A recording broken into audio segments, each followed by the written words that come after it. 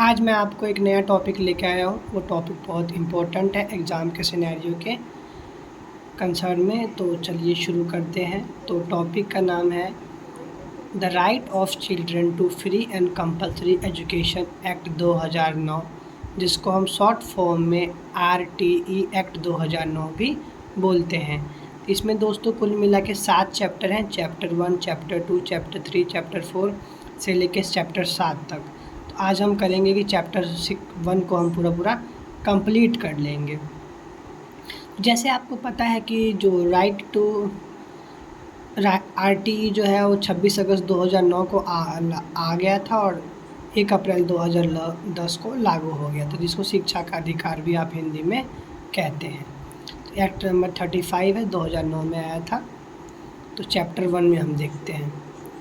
N act to be provide free और compulsory education to all children of age 6 to 14 year. ये एक ऐसा नियम था जिसके अनुसार 6 से 14 वर्ष की आयु के सभी बालकों को फ्री और कंपल्सरी एजुकेशन दिया जाएगा।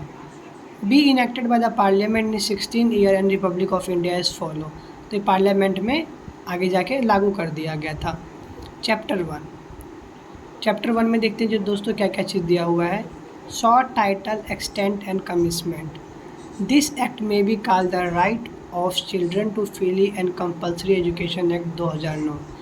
इस एक्ट का नाम था right of children to free compulsory education 2009। It shall be extended to whole India except for state government state of Jammu Kashmir. ये जो एक्ट आया था दोस्तों मतलब भारत के हर एक राज्य में लागू होना था सिवाय जम्मू कश्मीर को छोड़ के। तो आपको अगर ये भी क्वेश्चन आ जाएगा कि RT जो एक्ट 2009 था वो कौन से स्टेट को छोड़ के पूरे राज्य में लागू होना था, तो आप जम्मू कश्मीर बता सकते हैं। It shall be come into force on a such day as the central government may by notification in the official gazette upon. ये इस दिन से मतलब फोर्स आना था जिस दिन से सेंट्रल गवर्नमेंट जो है ऑफिशियली अनाउंस कर देगी गैजेट के अंदर में। Subject to the provision of article 29, article 30 constitution provision of this act shall be applied to conferment of right on children to free and compulsory education. Article 29 और article 30 के अनुसार यह जोड़ दिया गया कि बच्चों को जो है शिक्षा का जो अधिकार बना दिया गया उसको फ्री और कंपल्सरी एजुकेशन बच्चों को दिया जाएगा। Nothing content in this act shall apply to मदरसा, वैदिक पाठशाला, educational institution, primary imparting religion instruction. इसके अंदर दोस्त इस एक्ट के अंदर जो भी चीज़ें रहेगी वो मदरसा, वैदिक पाठशाला और एजुकेशनल इंस्टीट्यूशन में आदि में नहीं लागू होगी। पहला शॉर्ट टाइटल एक्सटेंडमेंट हम देख लिए। आप देखते हैं डेफिनेशन के बारे में कि इस एक्ट के अंदर जो डेफिनेशन है किस किस चीज़ को क्या क्या बताया गया है। तो इस एक्ट में अप्रोप्रिएट गवर्नमेंट का मतलब क्या होता है वो पढ़ते हैं। Appropriate government means in relation to a school established, owned by or controlled by the central government or the administration of union territory having no legislated the central government। एक appropriate government इसमें बताया गया। मान लीजिए कोई school बनता है जिसको सेंट्रल गवर्नमेंट ऑन करता है, जो कोई यूनियन टेरिटरी है वहाँ पे जहाँ पे कोई लेजिस्लेटिव कोई विधानसभा नहीं है, तो वहाँ के स्कूल को सेंट्रल गवर्नमेंट क्या करेगा, ऑन करेगा। जैसे कि मान लीजिए जम्मू कश्मीर हो गया, यूनियन टेरिटरी है, वहाँ का जो सरकारी स्कूल होगा उसको सेंट्रल गवर्नमेंट ऑन करेगा। In relation to school other than the school refer to be sub classes establish with union territory the state government. A union territory having legislative the government of the union territory. कहने का मतलब एक union territory जिसका legislative है उसकी सरकार उस school का देखभाल करेगी। जैसे मान लीजिए दिल्ली सरकार यूनियन टेरिटरी भी है लेकिन लेजिस्लेटिव विधानसभा है, दिल्ली सरकार वहाँ के स्कूलों का देखभाल करती है। अप्रोप्रिएट गवर्नमेंट के बारे में आपको समझ में आ गया। अब आते हैं कैपिटेशन फ़ीस। कैपिटेशन फ़ीस का मतलब होता है means any kind of donation और कंट्रीब्यूशन और payment other than the fee of the notified by the school. मतलब स्कूल के द्वारा जो आपको फ़ीस नोटिफाइड किया गया है उसके बावजूद अगर आप कोई पैसा देते हैं वहाँ नाम लिखवाने के लिए या किसी और काम के लिए, तो उसको बोला जाएगा कैपिटेशन फ़ीस। समझ में आ गया आपको। अब देखते हैं RT एक्ट में चाइल्ड का डेफिनेशन क्या बताया गया। चाइल्ड के बारे में क्या बताया गया है। चाइल्ड चाइल्ड का मतलब है मीन्स मेल और female child of age of 6 to 14 year. आपको ये भी आ जाएगा कि आरटी एक्ट में चाइल्ड की जो उम्र है कितनी से कितनी तक होगी, तो आप बोलेगा 6 से लेके 14 साल के बच्चा, जिसके अंदर मेल और फीमेल दोनों तरह के चाइल्ड इंक्लूड होंगे, मतलब लड़का लड़की दोनों इंक्लूड होगा। डी देखते हैं, चाइल्ड बिलोंगिंग टू डिसएडवांटेड ग्रुप। इसके बारे में आरटी एक्ट ने क्या बोला? इसका मतलब है ए चाइल्ड विद डिसेबिलिटी, जिस मतलब कोई एक बच्चा है जो डिसेबल है। A child belonging to schedule caste, कोई बच्चा है जो शेड्यूल कास्ट से बिलोंग करता है, शेड्यूल ट्राइब से बिलोंग करता है, सोशली और एजुकेशनली बैकवर्ड क्लास से बिलोंग करता है। Such group having disadvantage owning to social, जिसको सोशल में सामाजिक में क्या है मतलब डिसएडवांटेज माना गया है, कल्चरल सांस्कृतिक रूप से, इकोनॉमिकल रूप से, जोग्राफिकल रूप से, लिंग्विस्टिक रूप से, जेंडर रूप से, और सच अ फैक्टर में be spice by the appropriate government by notification. ऐसे ग्रुप को कहाँ रखा जाएगा? Child belonging to disadvantage group. ऐसा बच्चा जो शेड्यूल कास्ट से बिलोंग करता है, शेड्यूल ट्राइब से बिलोंग करता है, सोशली इकोनॉमिकली बैकवर्ड है, इन सभी में को कहाँ रखा गया? ऐसे बच्चों को कि वो डिसएडवांटेज ग्रुप से बिलोंग करते हैं। आइए अब देखते हैं child belonging to weaker section. Weaker section से कौन कौन बिलोंग करता है? Child belong to weaker section का मतलब एक बच्चा सच पेरेंट और guardian whose annual income is less than minimum limit specified by the government by notification, मतलब गवर्नमेंट ने जो नोटिफिकेशन जारी किया उसके अनुसार अगर उस बच्चे के पेरेंट्स का इनकम जो है वो कम है तो वैसे बच्चे को हम कहेंगे कि वो चाइल्ड जो है वीकर सेक्शन से बिलोंग करता है। अब डिसेबिलिटी के बारे में बताएं। डिसेबिलिटी के बारे में आरटी एक्ट क्या बोलता है? ए चाइल्ड विद डिसेबिलिटी, एक बच्चा जो डिसेबिलिटी से ग्रस्त है, is define as case of section 2 में बताया गया है कि कौन कौन सी डिसेबिलिटी होगी जिसमें बच्चा को माना जाएगा। तो प्रोटेक्शन ऑफ राइट, इनका पूरा राइट है कि जो बच्चे डिसेबिलिटी है उनके अधिकारों की रक्षा की जाएगी। वो एक दूसरा एक्ट आया है 1995 में, उसमें आप जाके देख सकते हैं।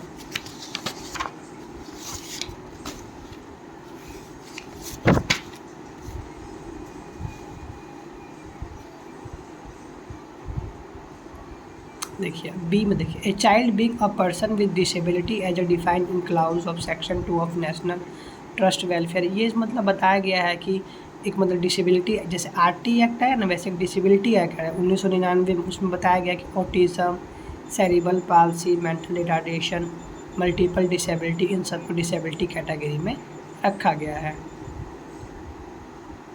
ए child with the cerebral disability, जिस बच्चे में बहुत सारी disability, is defined in the clause of section 2 में बताया गया है national trust for welfare of person with autism, cerebral palsy, mental retardation and multiple disability act 1999। अब देखिए एलिमेंट्री एजुकेशन के बारे में क्या बताया गया। Elementary education mean the education from first class to the 8th class.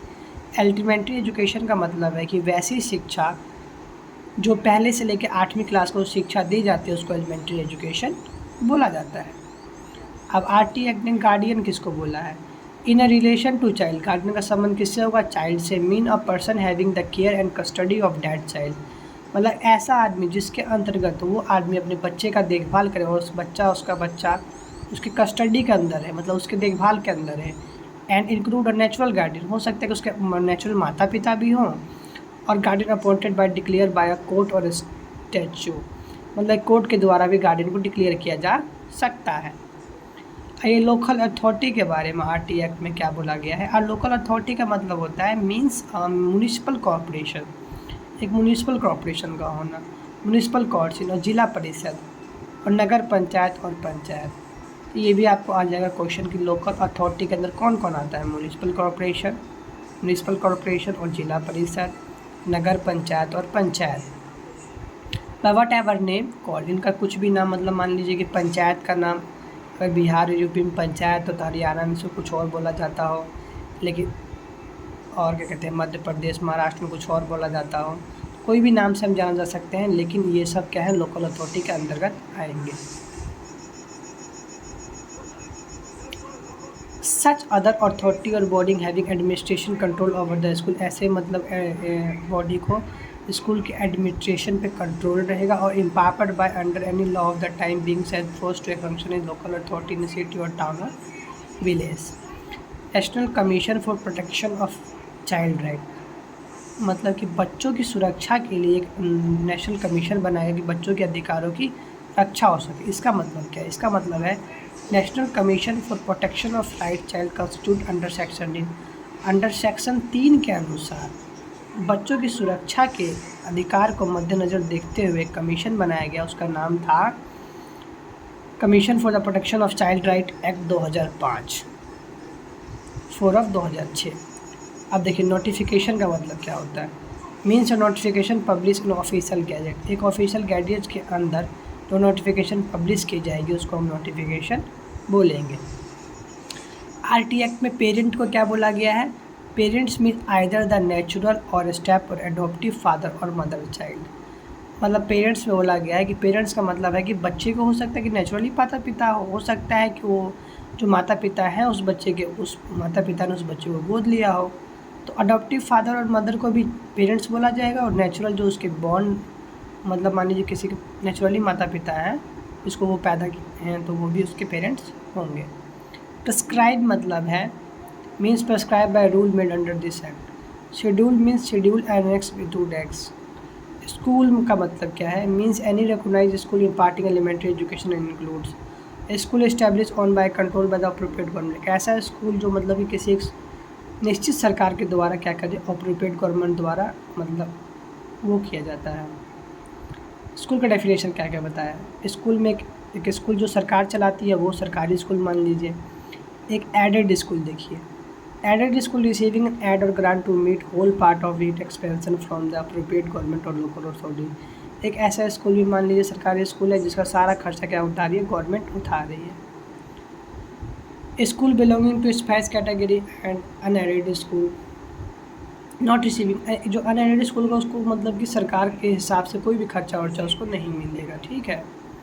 Screening procedure mean the method of selection of admission of a child on preference over other than random method. Screening procedure का मतलब है कि एक तरीका बताया गया किस तरह से बच्चे का एडमिशन किसी स्कूल में होगा।